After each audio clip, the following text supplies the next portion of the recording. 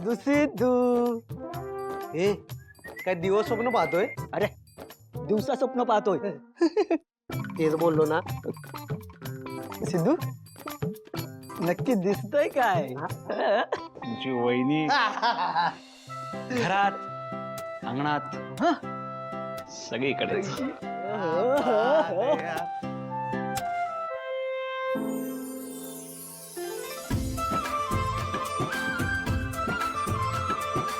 रे हे बघ गेट मधून पण तुमचीच वहिनी येताना दिसते रे.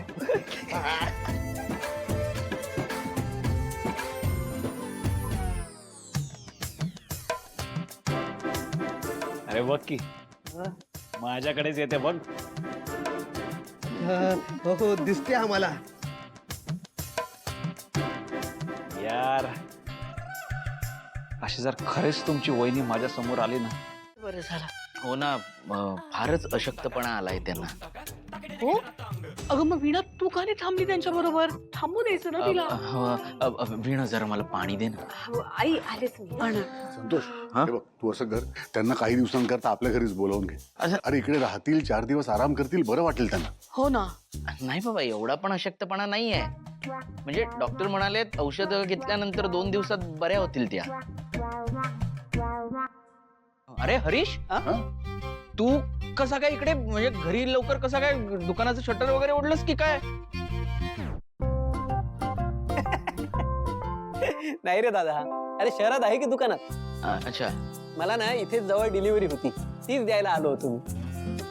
त्यात सानीचा फोन आला, मग म्हटलं तिला आधी घरी सोडतो आणि मग जातो. तिथे तुझ्या आईला बरं नाहीये आणि इथे आपल्या जान्हवीची तब्येत बिघडलीये. काय? जानूची तब्येत काय झालं काय तिला? अरे घसा दुखतोय तिचा खूप. सकाळी फोनवर बोलता येईना तिला. हे आई ऐक ना, खूप दिवस झाले जानूशी बोललो नाही ग. तिला कॉल करूयात ना आपण एक. बाबा प्लीज करा ना कॉल. नाही नाही नको नको. अरे घसा दुखतोय म्हटलं ना, बोलून त्रास होतो. अगे नाही नाही लक्ष्मी, उलट सगळ्यांशी बोलली ना तर बरंच वाटेल तिला. थांब करतो फोन.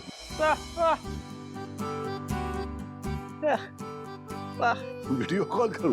हा हा बरोबर आहे. Correct correct. व्हिडिओ कॉल करा, व्हिडिओ कॉल. हा करा करा. बर ठीक आहे.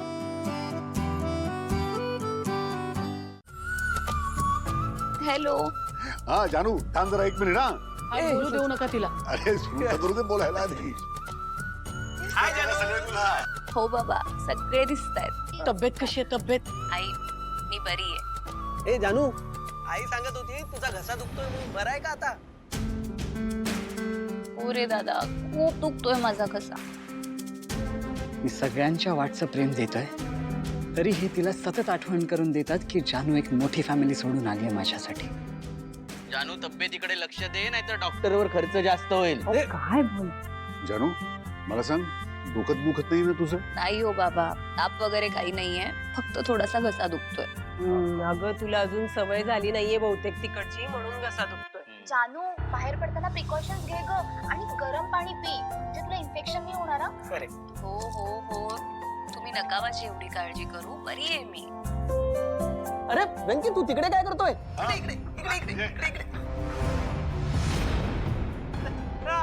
हाय वेंकी दादा.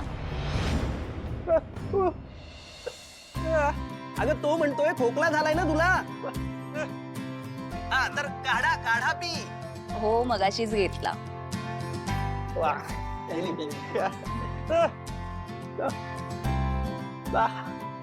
काय रे, काय म्हणतोय नक्की हा? अच्छा अच्छा, जयंत ब्रोला फोन दे असं म्हणतोय. अच्छा जयंत कडे 1 मिनिट थांब. जयंत, वेंकी दादा. Hello hello everyone. कसा आहेस रे? ठीक आहेस का? All fine all fine. किती वेळा तुझा फोन, आम्ही किती वाजले बघ, किती काळजी वाटत होती आम्हाला. अगं, सतत तुझा फोन ऑफच येतोय, किती फोन करायचे भावना? आई बाबा ऐकून तरी घ्या माझं. माझा फोन ऑफ झाला आणि मला कळलंच नाही, त्यामुळे कळवायचं राहिलं तुम्हाला आणि मग कामाच्या गडबडीत वेळ झाला. पण नक्की गेली कुठे होतीस तू? मी सिंचना वहिनीच्या घरी होते. काय? विचारत होती? तिच्या घरी काय करत होतीस तू? अरे ऍक्च्युली आमचे जे बॉस आहेत ना त्यांनी मला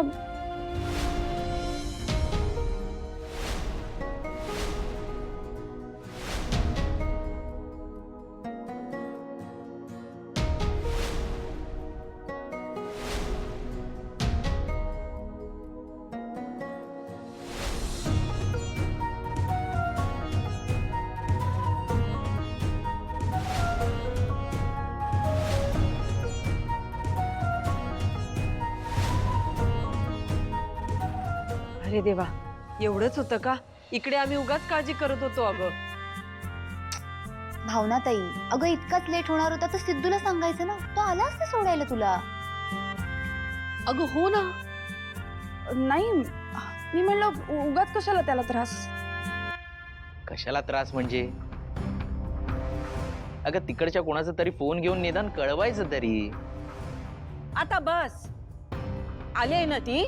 जसं काही तू जाणारच होतास तिला शोधायला, बोलायला मात्र पुढे.